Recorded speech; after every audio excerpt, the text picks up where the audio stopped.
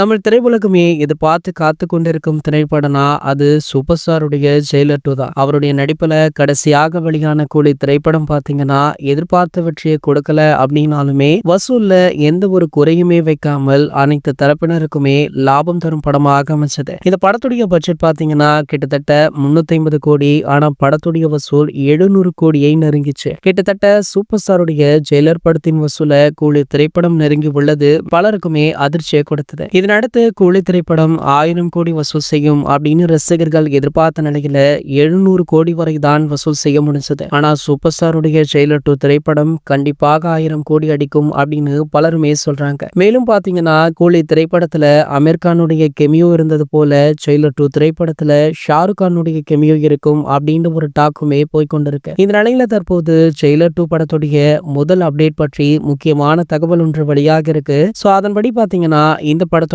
முதல் single track பாடல் அடுத்த வாரம் வெளியாக இருக்கா. சோ அதற்கான அறிவிப்பு இந்த வார இறுதியில ஒரு ப்ரோமோவுடன் வெளியாகும் அப்படின்னுமே சொல்றாங்க. சோ மேலும் பாத்தீங்கன்னா இந்த பாடலை சூப்பர் ஸ்டார் ரஜினிகாந்த் அவர்களுக்காக நம்ம அனிருத் அவர்களே பாடியிருக்காரு. சோ வழக்கமாக சூப்பர் ஸ்டாருடைய படங்களுக்கு அனிருத் அவர்கள் தான் இசையமைக்கிறாரு. சோ அது மட்டுமல்லாமல் அவருடைய ஓப்பனிங் பாடலை நம்ம அனிருத் அவர்கள் தான் பாடி வரார் அப்படின்றத நாம தொடர்ந்து பார்த்துட்டு தான் இருக்கோம். இந்த நிலையில இந்த பாடல் தான் சூப்பர் ஸ்டாருடைய ஓப்பனிங் பாடலாக இருக்கும் அப்படின்னுமே கருதப்படுது. இது போன்ற சினிமா செய்திகளை பற்றி நீங்க உடனே தெரிஞ்சுக்க நம்ம சேனலை மறக்காம சப்ஸ்கிரைப் பண்ணிக்கோங்க.